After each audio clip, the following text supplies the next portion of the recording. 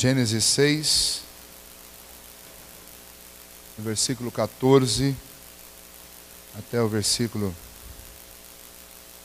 16, para nós começarmos, depois nós leremos outras partes.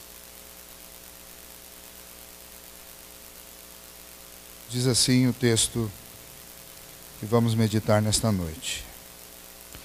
Faze uma arca de tábuas de cipreste, nela farás compartimentos e a calafetarás com betume por dentro e por fora.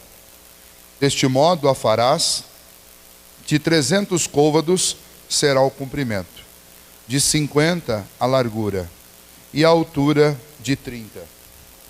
Farás ao seu redor uma abertura de 1 côvado de altura, a porta da arca colocarás lateralmente, farás pavimento na arca, um embaixo, um segundo e um terceiro. Até aqui. Vamos orar? Senhor, nos ajude a compreender a Tua palavra e nos alimentar dela, ó Deus, nesta noite. Que ela possa, ó Deus, debaixo da ação do Teu Santo Espírito, produzir em nós, ó Deus, conhecimento favorável para o nosso crescimento e amadurecimento na fé. Pedimos isso, ó Deus, colocamos nossa vida uma vez mais em Tuas mãos, para que o Senhor nos ensine, nos abençoe nesta noite. Em nome de Jesus que oramos. Amém. Muito bem, estamos estudando sobre Gênesis, todo o livro, estamos no capítulo 6, e um dos motivos de estudarmos isso é exatamente porque vivemos numa época de relativismo, e um relativismo que infelizmente tem atingido em cheio o conteúdo da nossa fé. Porque uma vez que esta nossa fé é aprendida através da palavra de Deus, de um livro, e o relativismo tem especialmente focado todas as áreas do conhecimento, especialmente quebrando muitos paradigmas, de certa maneira em alguns aspectos, como por exemplo nas ciências, especialmente nas exatas, isso foi bom, porque isso trouxe avanços em áreas que quase que era considerado um tabu discutir certos paradigmas científicos. E Einstein, quando começa com o pensamento relativista, ele aplica isso à ciência, à física, à astrofísica. Isso realmente foi bom, isso trouxe alguns avanços. O problema é que o relativismo deixou de ser apenas uma ferramenta para abrir portas dentro da área da ciência, mas ele se tornou uma filosofia de vida, e uma filosofia do nosso tempo, da nossa geração. E essa filosofia, trazida para alguns âmbitos da nossa vida, traz problemas sérios. Trazida para a fé, então, nem se fala. Porque, especialmente, diferente de todas as áreas da ciência e do conhecimento, a palavra de Deus, ela alega para si uma exclusividade e um absolutismo. Esta palavra é a verdade absoluta de Deus. E é de conhecimento de todos que nós temos muita dificuldade de aprender esta palavra. Estamos limitados por vários fatores. Estamos limitados cognitivamente, por causa das nossas deficiências. Estamos limitados cronologicamente, porque esse texto é um texto muito antigo.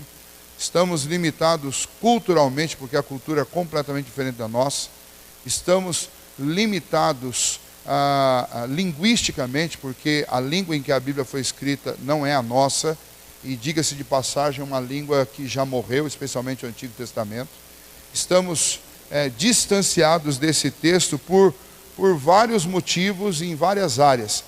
E nós só temos a certeza que a nossa interpretação é correta porque cremos na ação iluminadora do Espírito Santo de Deus. E porque temos o restante da Bíblia, que é tão vasto, que nos ajuda a interpretar textos. E este é um dos princípios da boa hermenêutica, ou pelo menos da hermenêutica reformada, que nós consideramos uma boa hermenêutica, que a Bíblia se interpreta por ela mesma. Então, o fator de determinante para concluir se um texto está corretamente interpretado é buscar estas mesmas informações em outros pontos das Escrituras para encontrar luz, para jogar luz sobre o texto que nós estamos vendo. Mas ainda assim, numa sociedade relativista, a nossa fé tem enfrentado vários obstáculos. Por quê? Porque muita gente pega estes mesmos textos e diz que esses textos não são o que nós dizemos ser. Nós falamos que a verdade é absoluta, nós lemos Gênesis e nós falamos, esta é uma narrativa histórica, estes acontecimentos são fatos, e eles foram narrados como de fato eles aconteceram.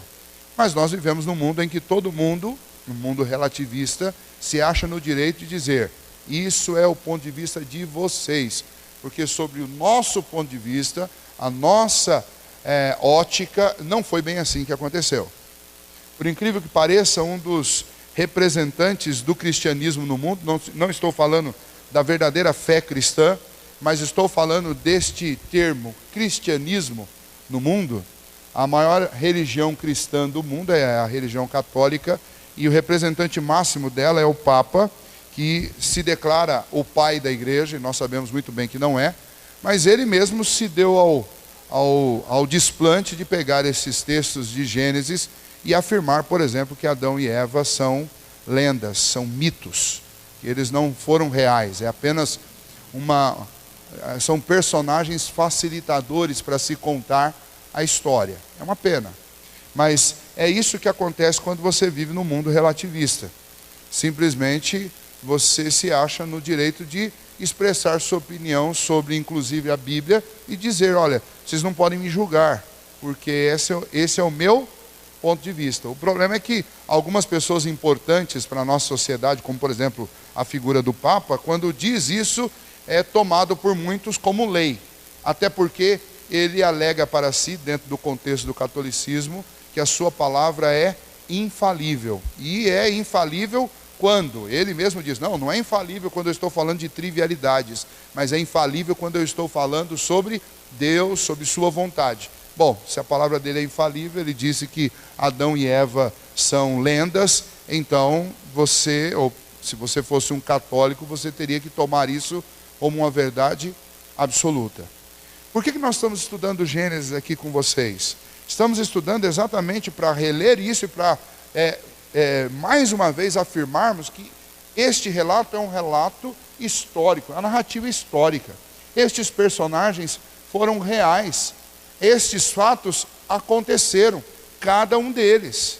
Ainda que eu não tivesse nenhuma prova científica, e não é o fato, por exemplo, em relação ao dilúvio, qualquer arqueólogo pode afirmar que realmente houve uma grande enchente sobre o nosso planeta, uma enchente de proporção global.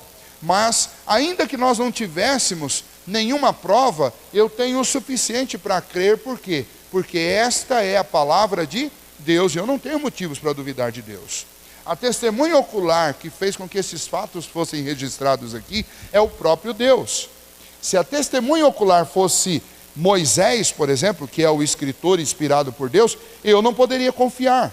Por quê? Porque todos nós sabemos que quando nós escrevemos um fato que nos aconteceu, nós escrevemos uma história interpretada. Quando nós assistimos um fato, nós estamos envolvidos com sentimentos.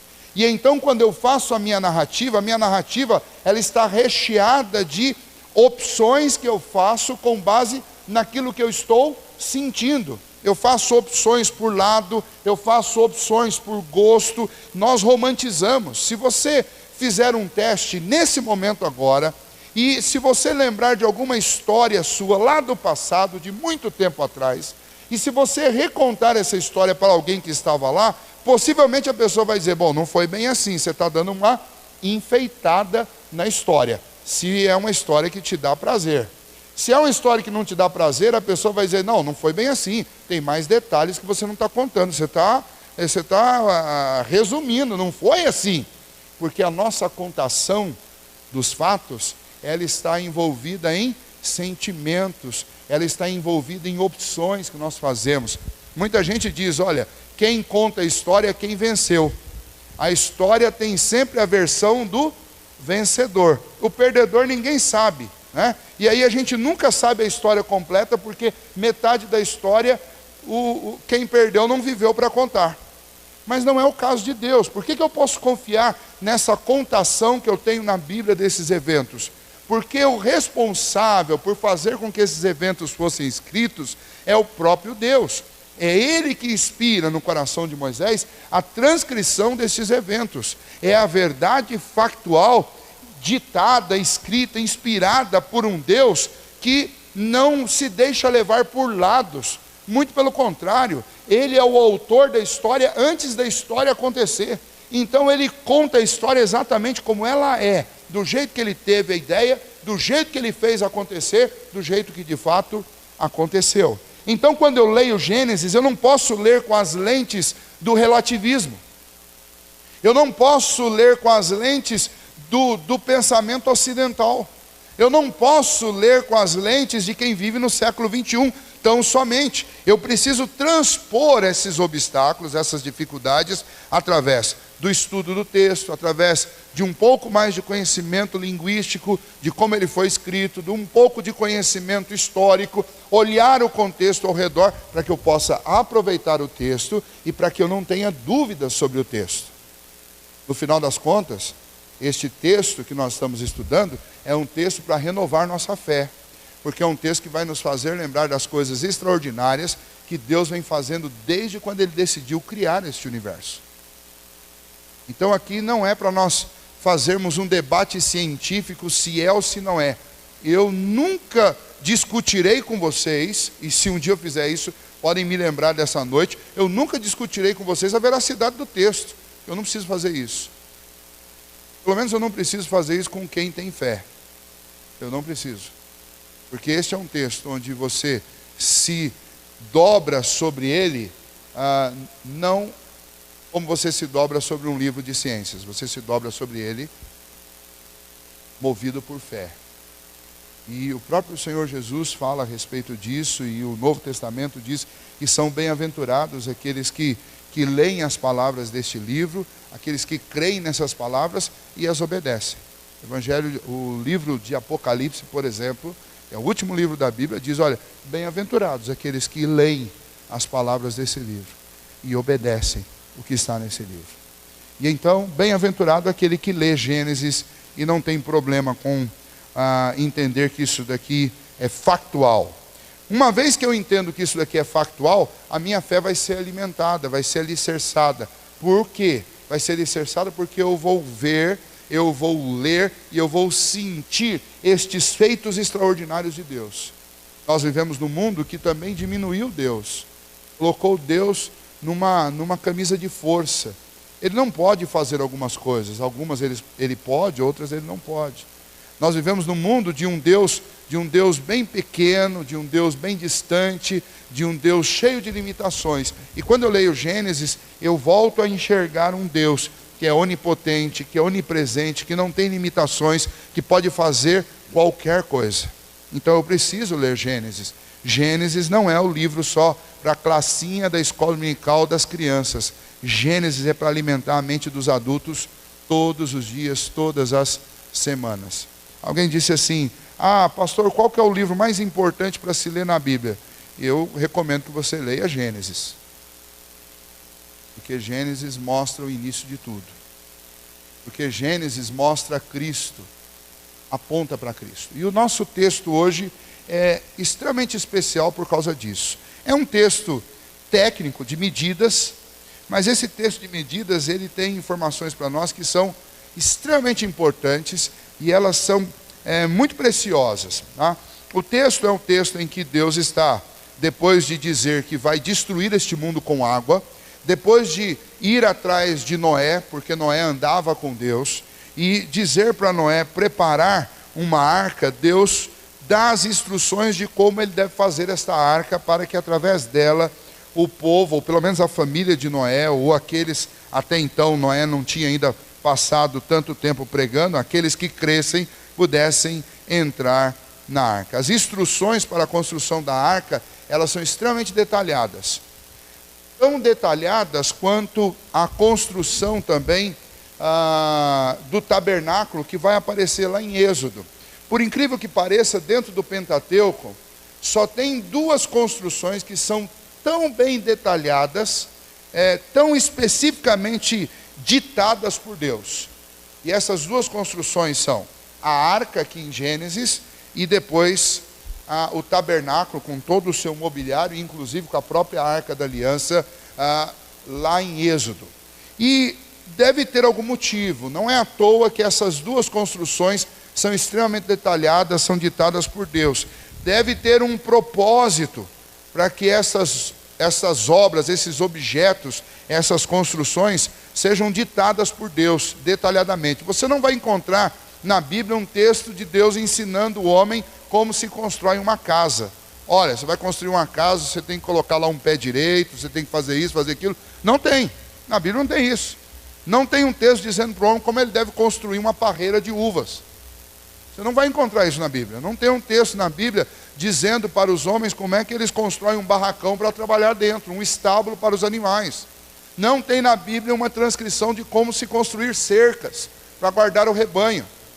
Então, isso deve chamar a nossa curiosidade. Por que então que Deus ditou os detalhes para a construção de alguns objetos? Especialmente aqui no Pentateuco, a arca para salvar Noé e os animais, e depois em Êxodo, a construção do tabernáculo. Eu acredito que isso significa uma única coisa, que essas duas construções são, primeiramente, paralelas. As duas são paralelas. O mesmo que a arca significou para Noé e para a sua família, é exatamente o que o tabernáculo seria para Moisés e para o povo hebreu. A arca era um meio, através do qual Deus livraria Noé e sua família do julgamento que ele mandaria sobre a terra. O tabernáculo, ele tipifica ao Senhor Jesus. E então o povo buscava o Senhor, o Deus da aliança, lá no tabernáculo. Era a única esperança de salvação contra o juízo vindouro. E o tabernáculo simbolizava toda a obra de Cristo. Cada objeto, cada cerimonial que acontecia no tabernáculo apontava para Cristo. Então, nesse sentido, as duas, tanto a arca aqui de Noé, quanto o tabernáculo lá de Moisés, as duas obras são ditadas por Deus e elas tipificam Cristo. Cristo é o grande Salvador nosso e nele nós encontramos a salvação e a esperança.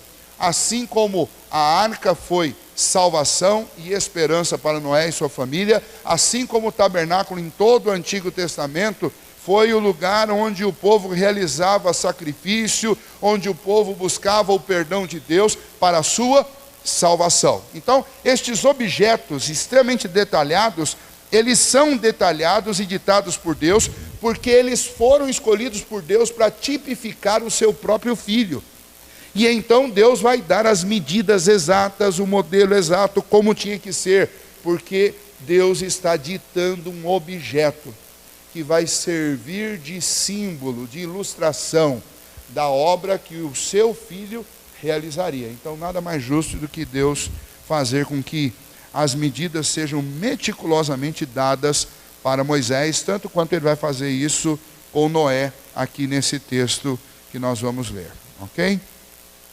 A palavra arca, ela, pelo menos no Antigo Testamento, nós encontramos dois termos hebraicos para esta palavra traduzida aí como arca. O primeiro termo, que é o termo usado aqui em Gênesis, é tebá. Tebá, do hebraico, significa arca. Agora, há uma outra palavra também no Antigo Testamento usada para arca, que é a palavra Aron. Qual a diferença de uso? Bom, no caso da arca é usado o tebá.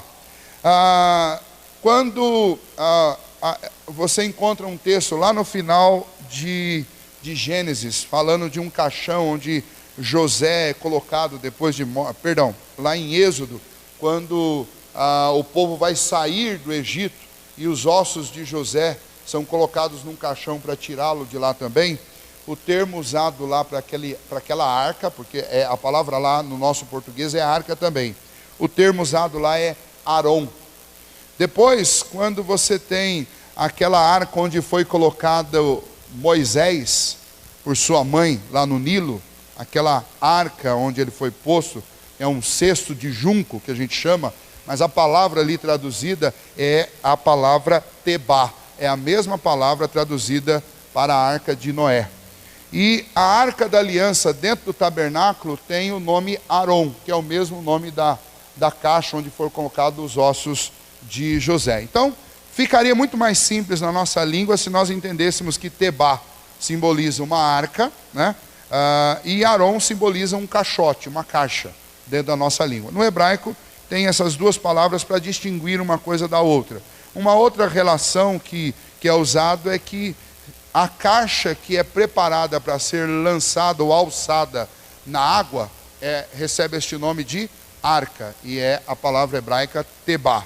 A arca que é feita apenas para guardar objetos, mas não vai entrar na água, recebe este nome Arão, ok? Então são as duas terminologias que nós temos no hebraico. E aí então a parte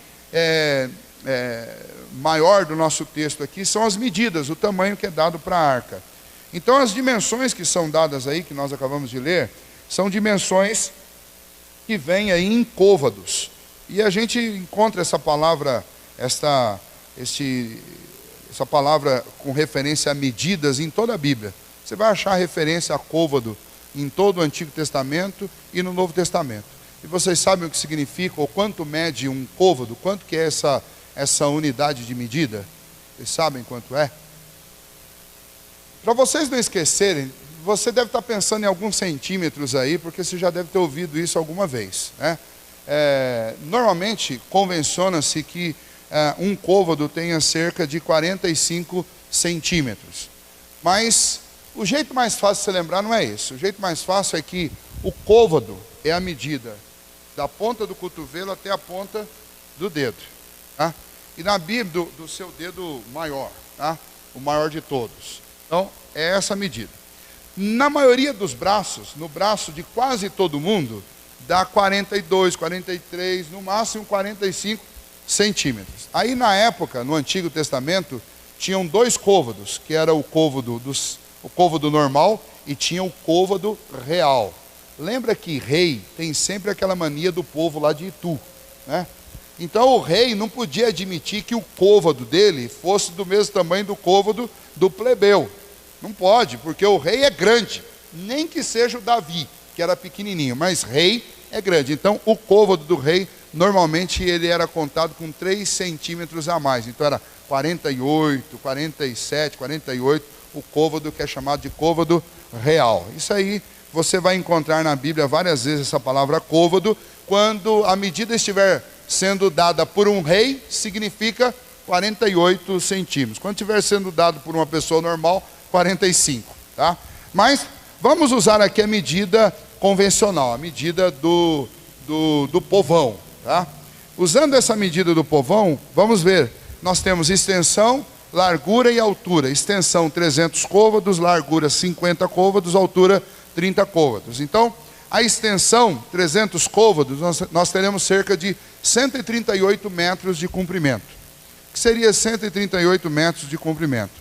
Seria o mesmo que um quarteirão oficial, porque tem alguns quarteirões em algumas cidades que são um pouquinho menor, mas normalmente um quarteirão ele tem 100 metros, ok? E aí você conta mais uma ou duas casas no quarteirão seguinte. Esse seria o comprimento. Se você já foi em algum porto, esses navios de passageiro, normalmente eles têm essa medida, com uma ou outra exceção de alguns barcos muito grandes que nós temos hoje, mas normalmente um barco para passageiros é em torno disso, de 100 a 150 metros é o que você tem normalmente na maioria das medidas. A largura é dada aí como 50 côvados, seria o equivalente a aproximadamente 23 metros. Então não era muito largo, não tinha aquela largura absurda, como às vezes a gente imagina ou assiste em algum filme, alguma coisa.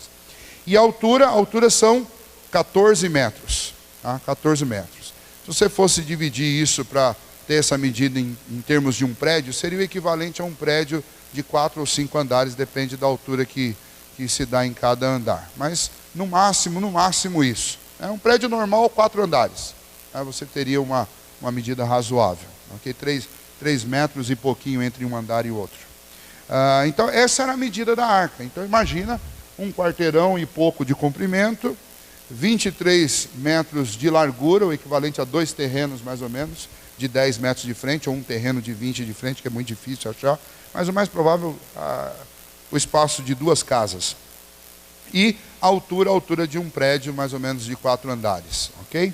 Então, essas são as medidas que foram dadas para a construção. O material que deveria ser usado para a construção dessa arca, ela deveria ser feita com tábuas de cipreste, é o que está aí no versículo 14. A palavra para cipreste é gofer. Gofer é uma palavra hebraica e a referência dela é esta árvore chamada cipreste. Esta palavra vai aparecer em outros lugares na Bíblia, e esta planta também, esta árvore, ela vai aparecer. É um tipo de madeira que na época de Noé ainda não era, mas em todo o Antigo Testamento, especialmente na época dos reis, era uma árvore valiosa, tinha um preço razoável e era uma madeira extremamente importante. Os sumérios se tornaram especialistas em trabalhar com essa madeira. Era uma madeira extremamente dura, muito dura, e era uma madeira extremamente também pesada, difícil de se trabalhar. Se fosse para você escolher que tipo de madeira você ia trabalhar, especialmente para fazer um barco, a última que você ia querer usar, em termos de dificuldade, seria o cipreste. Mas em termos de durabilidade, essa é a madeira.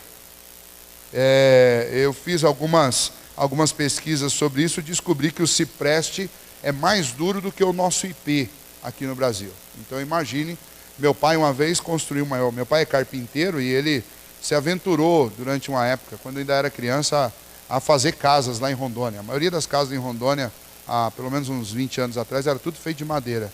E ele inventou de fazer uma casa lá e ele pegou por empreitada de um madeireiro, e o madeireiro queria uma casa que durasse muito. Então, o madeireiro mandou fazer tudo, tábua, viga, e até uma coisa que a gente chama lá de mata-junta, que é uma ripinha que você coloca entre uma tábua e outra para não ficar aquelas gretas. Mandou fazer tudo de IP. E eu lembro que meu pai chegava muito bravo em casa, porque o tempo para construir aquela casa era infindável, porque para enfiar um prego naquilo era a coisa mais difícil do mundo. E quando enfiava e não rachava, era maravilha, porque na maioria das vezes, quando a madeira era fina, enfiava. E eu lembro que ele reclamou muitas vezes, chegou muito bravo, mas a casa está lá até hoje, eu acho que vai ficar lá muito mais tempo do que a gente vai permanecer por aqui, porque não tem como estragar. E o cipreste é assim também. O cipreste é uma madeira valiosíssima, entre outros motivos, exatamente porque ela era muito dura, muito forte, muito resistente ao tempo. O versículo 16 fala a respeito do formato desta arca. O versículo 16 diz: farás ao seu redor uma abertura com 1 côvado de altura, ou seja, 45 centímetros. A referência a uma janela tem, às vezes, deixado a gente confundido em relação a essa questão da abertura. Mas o termo usado aqui para janela não é o mesmo, não é a mesma palavra que nós usamos convencionalmente nos nossos dias, uma janela. Se fosse uma janela como nos nossos dias, está faltando uma medida aqui, né? A altura, e precisa saber qual é a largura também, né? Noé abre a janela para enviar pássaros. Nós vamos encontrar isso lá em Gênesis 8:6. Bom, se essas duas palavras se referem à mesma janela, qual o restante da medida da janela? Mas não é essa a ideia, tá? A referência aqui não é uma janela como essa que a gente conhece de abrir assim. É uma referência a um teto. A palavra aqui bem traduzida seria teto. E a intenção aqui é que acima daquela arca ele elevasse cerca de 45 centímetros para deixar um vão, e ele construísse um teto inclinado. Por isso que quando você vê aqueles desenhos de arca, normalmente você vê o desenho de um barco, um telhadinho por cima. De onde veio essa ideia de que tinha um telhado lá em cima? Desse texto aqui. Porque o texto aqui ele seria muito melhor traduzido se ele fosse traduzido como um telhado, como um teto. Ok? Agora, o propósito da construção desta arca. Vamos voltar ao texto e vamos continuar lendo agora, então, a partir do 17 até o 22. O Senhor diz para Moisés: porque estou para derramar águas em dilúvio sobre a terra, para consumir toda a carne em que há fôlego de vida debaixo dos céus. Tudo o que há na terra perecerá. Contigo, porém, estabelecerei a minha aliança. Entrarás na arca, tu e teus filhos, e tua mulher, e as mulheres de teus filhos. De tudo o que vive, de toda a carne, 2 de cada espécie, macho e fêmea, farás entrar na arca, para os conservares vivos contigo. Das aves segundo as suas espécies, do gado segundo as suas espécies, de todo réptil da terra segundo as suas espécies, 2 de cada espécie virão a ti, para os conservares em vida. Leva contigo de tudo o que se come, ajunta-o contigo, e ser-te-á para alimento a ti e a eles. Assim fez Noé, consoante a tudo o que Deus lhe ordenara. O propósito da arca era prover uma fuga, uma escapatória para aquela punição que Deus traria sobre toda a terra, sobre toda a carne, sobre todo ser vivo, sobre a terra. Este lugar, a arca, com essas especificações que Deus deu, seria o lugar de segurança, seria o ponto seguro para todos aqueles que almejavam a serem salvos daquele juízo. Especificamente, Deus vai citar aqui apenas a família de Noé.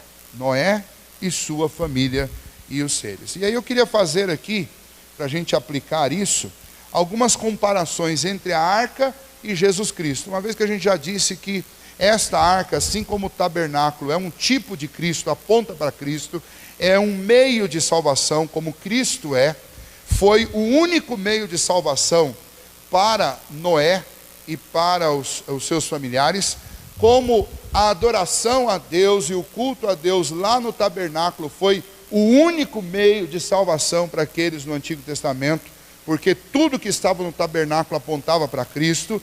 Hoje também Cristo é o único. Sempre Deus abriu um único caminho de salvação. Foi assim nos dias de Noé, foi assim no Antigo Testamento e continua sendo assim hoje. Esse já é um primeiro ponto para nós considerarmos. Deus nunca abre 2 portas de salvação, é apenas uma. E é isso que bate tão frontalmente contra o pensamento relativista. E o pensamento relativista ele vai insistir que não existe absolutos desse tipo, como eu acabei de fazer com vocês. Que Deus só abre um meio de salvação e não vários. E infelizmente a gente encontra até pastores evangélicos, presbíteros evangélicos, ensinando no meio do povo de Deus que não há apenas um meio de salvação, tem outro jeito. Essa semana, novamente eu vou insistir nisso, porque tem muita gente que parece que está se simpatizando muito com o Papa, e aí você precisa prestar atenção no que esse velhinho anda dizendo por aí. Essa semana ele fez mais uma das suas proezas, ele fez uma afirmação lá que foi duvidosa, porque você não pode dizer nem que ele falou, nem que ele não falou. Mas quando a gente fala propositalmente de forma dúbia, o que a gente quer na realidade é dizer algo que a gente normalmente não pode dizer. Aí você fala de forma dúbia, porque se alguém falar, você disse isso, você vai, não, eu falei aquilo. Se a pessoa, não, você falou aquilo, não, eu disse isso. Então você fica. Mas de forma bem dúbia, o nosso digníssimo Papa disse essa semana que os ateus, que Deus perdoa os ateus também. E se eles não crerem aqui, ainda assim, eles vão se encontrar com um Deus perdoador que pode perdoá-los. Então, para que crer? Mas está todo mundo batendo palma para esse Papa como se ele fosse o cara mais inteligente do planeta. Deus nunca abriu 2 caminhos de salvação. Não é porque ele não pode, é porque ele é um Deus de propósitos. E desde o princípio, o único caminho de salvação é Cristo. A arca era o único símbolo de Cristo no dia do dilúvio. O tabernáculo era o tipo de Cristo em todo o Antigo Testamento. E hoje o Evangelho nos mostra claramente Cristo Jesus. E Ele mesmo diz, eu sou o caminho, a verdade e a vida. E ninguém vem ao Pai se não for por mim. Mas o Papa esqueceu disso. O ateu pode chegar lá também. Então, se você gosta do Papa, tem simpatia com ele, olha, ter simpatia com a pessoa não tem problema nenhum. Agora, assinar embaixo do que essa pessoa diz, daí você precisa saber o que ela diz. Infelizmente, alguns avanços que o Papa Bento XVI fez na área da teologia, porque ele é um teólogo, esse Papa está rasgando tudo. Aí eu não vou nem fazer a brincadeira dele ser argentino, porque nem precisa. Mas, por favor, tomem muito cuidado com isso. Isso não é brincadeira. Quando ele assumiu, eu lembro do primeiro discurso dele, que eu assisti parte. O primeiro discurso dele, quando ele assumiu, é que a intenção dele era recuperar vários fiéis que deixaram o catolicismo, porque o catolicismo se tornou uma religião árida, e ele ia trazê-los de volta.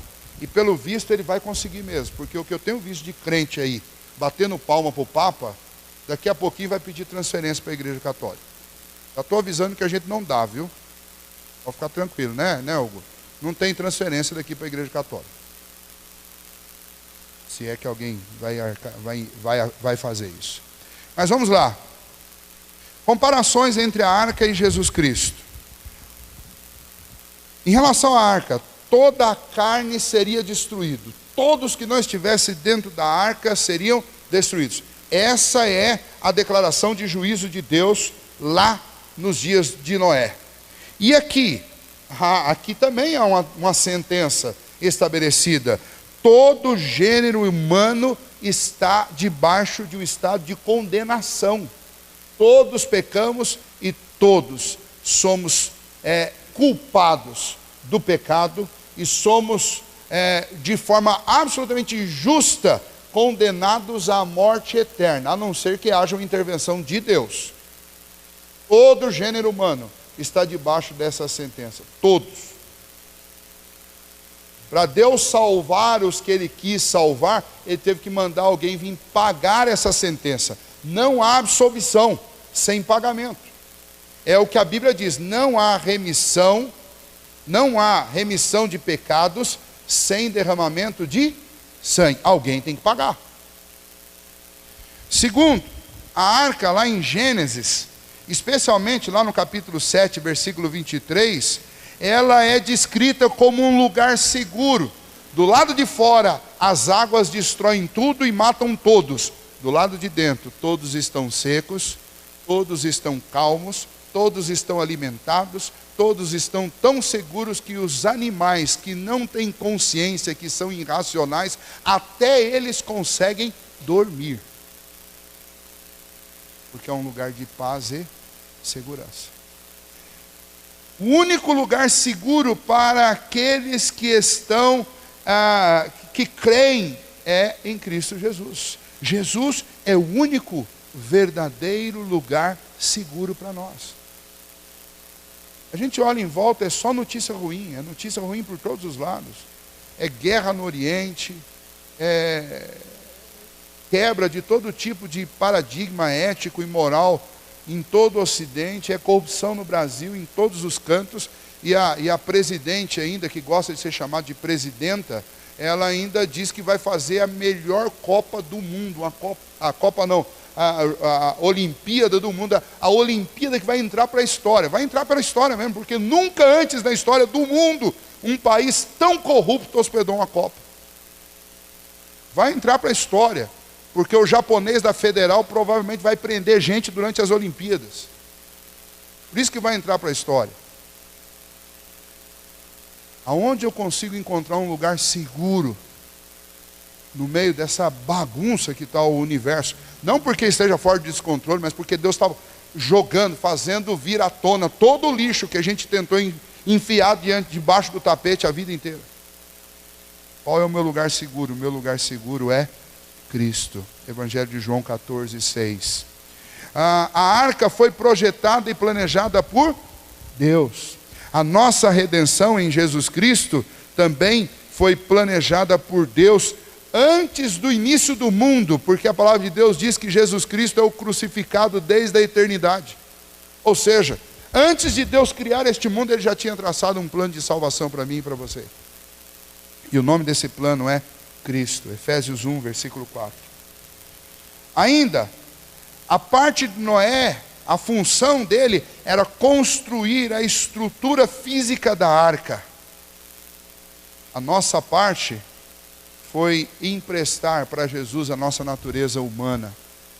Quando Jesus foi concebido por obra do Espírito Santo no ventre de Maria, a nossa única parte no plano de salvação aconteceu.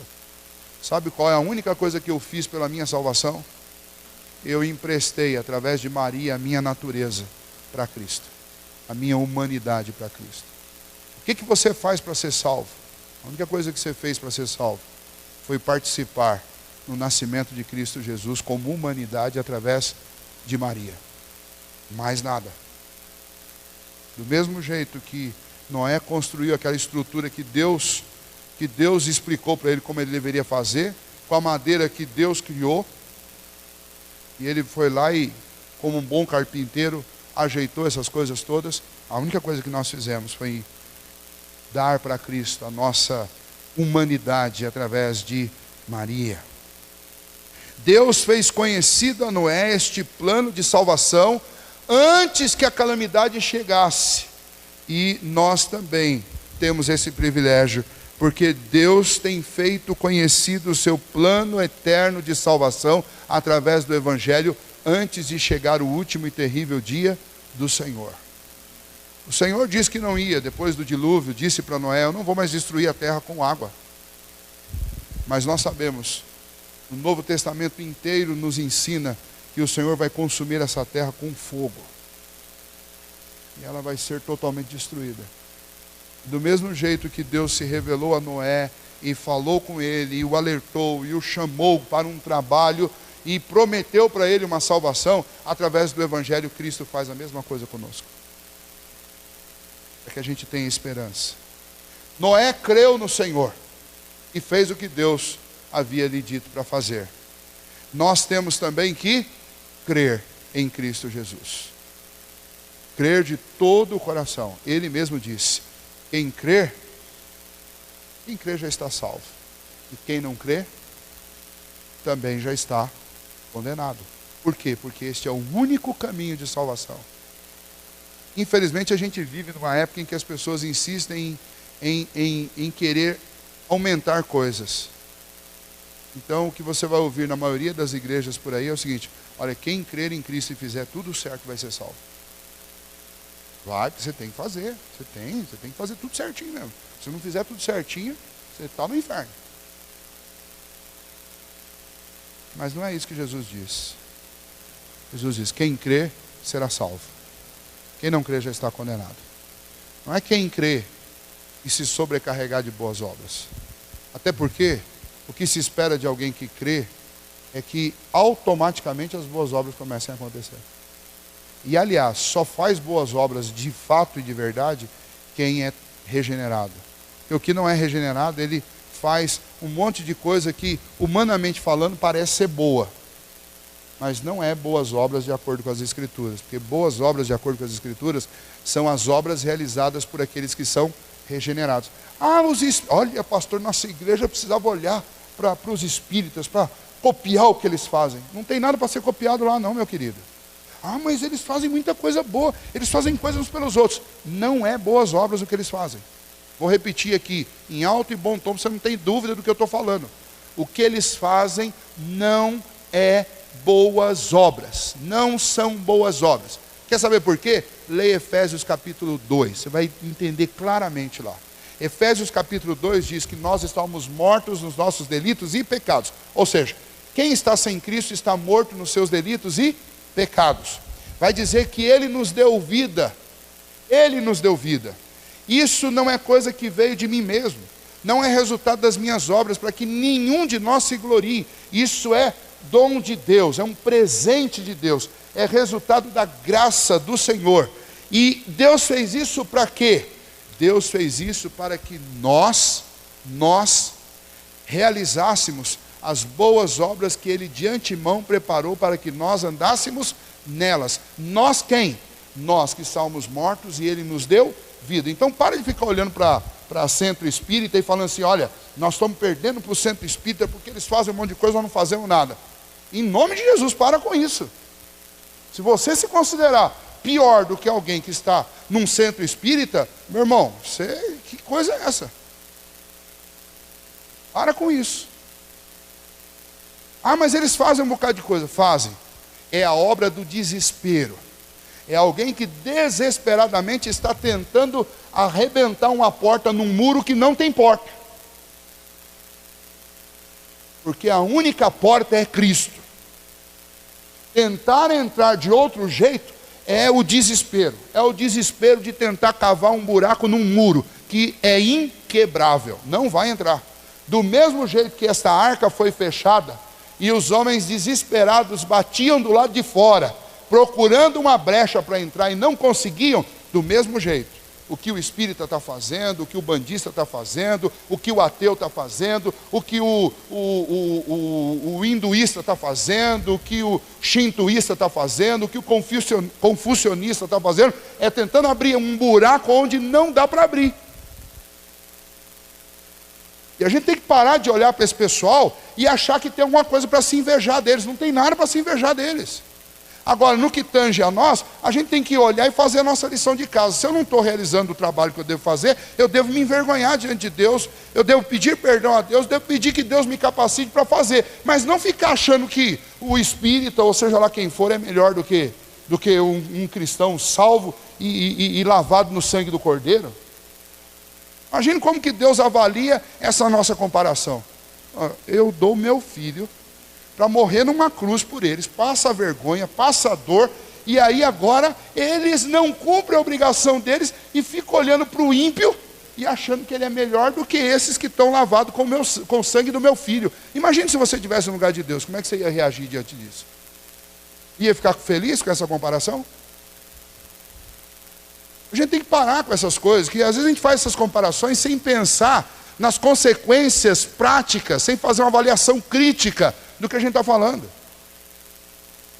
Boas obras só podem acontecer quando elas são oriundas de um coração regenerado. Efésios 2, pode ler lá, 1000 vezes você vai ler, e eu quero que você teste lá para ver se dá para chegar a alguma conclusão diferente do que a que eu estou passando para vocês.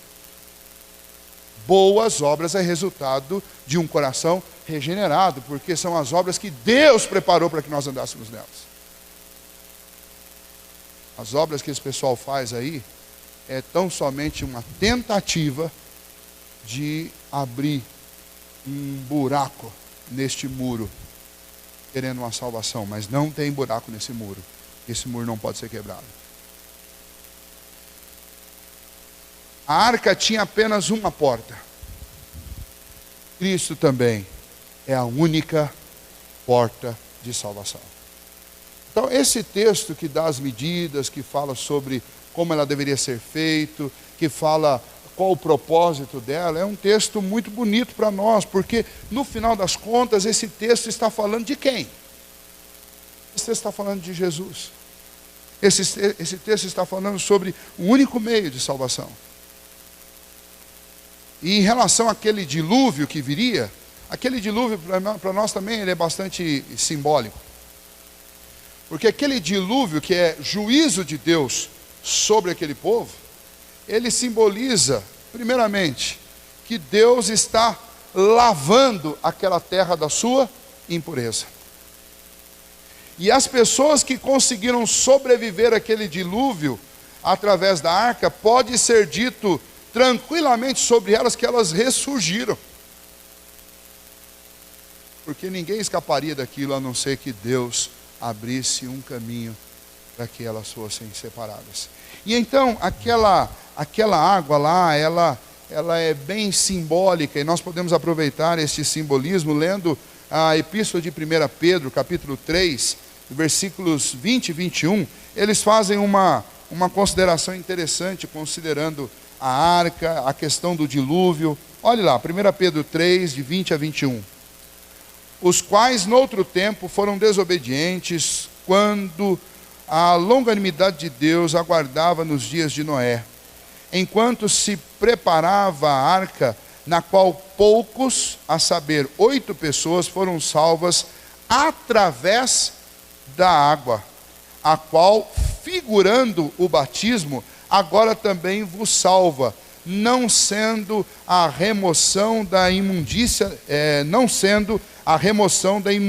da carne, mas a indagação de uma boa consciência para com Deus, por meio da ressurreição de Jesus Cristo.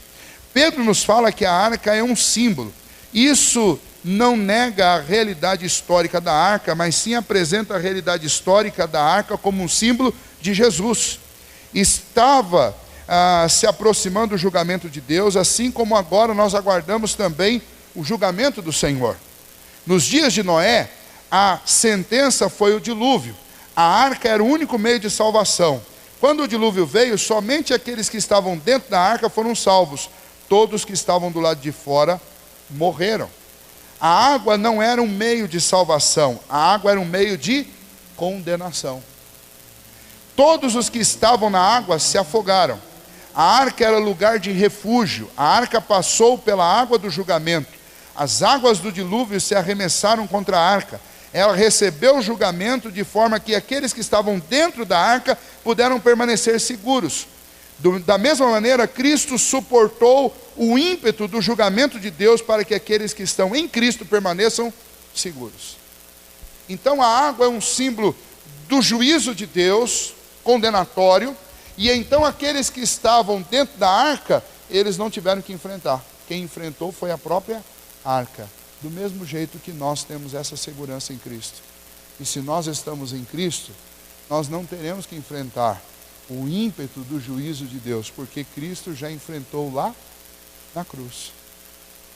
Então esse texto é um texto muito bonito, que ele nos mostra de forma figurada, de forma simbólica, como Pedro está dizendo aqui, aquilo que Deus já fez lá nos dias de Noé e vai fazer nos últimos dias está fazendo nos últimos dias através de Cristo Jesus.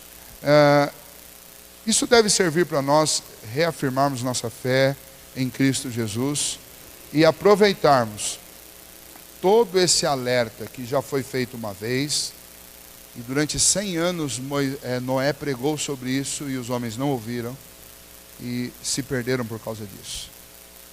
Depois, em todo o Antigo Testamento, a nação de Israel viveu para o Senhor, mas nem todos que estavam lá eram de fato. Muitos estavam ali dentro, muitos até realizavam os cerimoniais, mas Deus não estava dentro dos seus corações. Hoje, em nossos dias, nós temos ambos os grupos. Nós temos aqueles que não creem e nem estão aqui do lado de dentro, e nem procuram a Deus e nem estão em Cristo. Nós temos aqueles que estão em Cristo e confiam e dependem inteiramente de Cristo. Mas infelizmente nós temos também, junto a esse grupo, numa igreja evangélica do tamanho da nossa igreja evangélica aqui no Brasil, um grupo muito grande de gente que está em Cristo, mas não depende de Cristo. Não confia em Cristo somente. São pessoas que estão acreditando, quase que ingenuamente, para não dizer que isso é má fé, então quase que ingenuamente, de que são suas obras que vão salvá-las. Se elas não fizerem isso, aquilo, outro, elas vão para o inferno. Quem somos nós para suportar o ímpeto do juízo de Deus? Que obra minha pode suportar, pode permanecer em pé diante do ímpeto do juízo de Deus? O que eu posso fazer realmente, que eu vou ter a coragem de levantar o rosto no último dia e falar, não, Senhor, mas eu fiz coisa boa, olha aqui, ó. Até aqueles que fazem em nome de Jesus, segundo o próprio Senhor Jesus, vão ouvir no último dia, apartai-vos de mim, malditos, para o fogo eterno, porque eu não conheço vocês. Sabe quem vai ouvir isso? Gente crente, muito piedosa, com discurso de santidade, que acha que pode fazer isso, que pode fazer aquilo. É esse tipo de gente que vai ouvir isso. Jesus é: apartai-vos de mim, malditos, para o fogo eterno, porque eu não conheço vocês. O céu nunca foi e nunca será tomado por esforço. A Bíblia é muito clara em dizer isso. Quem sofreu o ímpeto da ira de Deus foi Jesus Cristo. E a salvação, ela só existe para aqueles que estão em Cristo.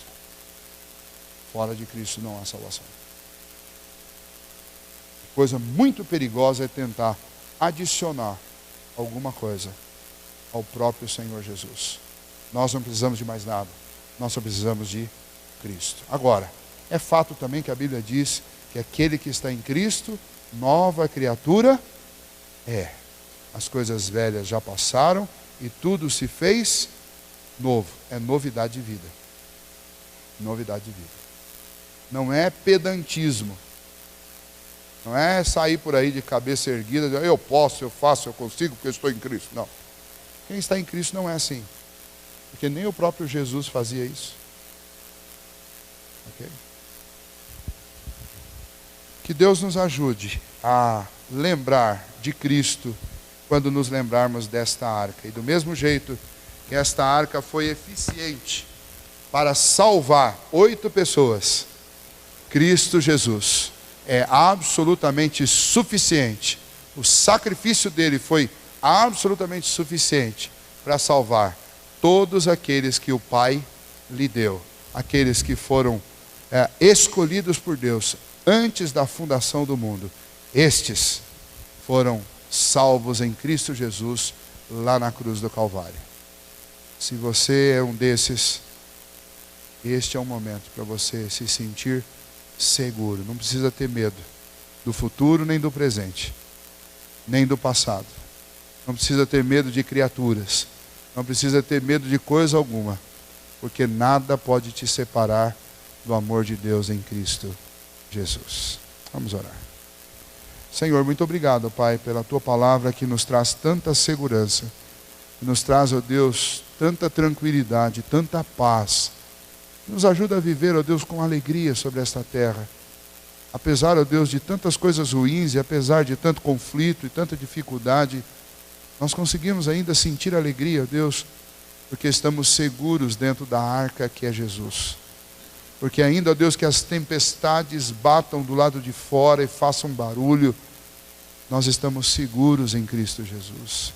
Assim, ó Deus, como Noé, como sua família, como todos aqueles animais podiam descansar do lado de dentro da arca, podiam até dormir, enquanto todos estavam gritando, aflitos e em morte do lado de fora, nós podemos em Cristo Jesus também hoje descansar. Obrigado, Senhor, por isso. Obrigado porque é isso que nos ajuda neste mundo tão difícil, Deus, que nós não temos para onde olhar, porque para onde olhamos enxergamos coisas ruins. Mas nós temos, ó Deus, o privilégio de estar nesta arca, de podermos olhar para o Teu Filho Jesus através das lentes do Evangelho e de podermos, ó Deus, Te louvar, porque sabemos para onde estamos indo, temos a certeza que chegaremos lá e temos a certeza do que nos aguarda por causa daquilo que Cristo fez por nós na cruz. Que assim, ó Deus, nós vivamos nessa confiança e nessa fé. Afasta de nós, ó Deus, qualquer tipo de tentativa de acrescer alguma coisa a esta pura e simples mensagem do Evangelho. Que nós vivamos, ó Deus, para a Tua glória, mas que nós saibamos, ó Deus, que tudo o que era necessário para a nossa redenção já foi feito pelo Teu Filho Jesus na cruz. E por isso Te louvamos e por isso nos sentimos seguros. Em nome deste Teu Filho Jesus, o nosso Salvador amado, que oramos. Amém. Deus abençoe, irmão.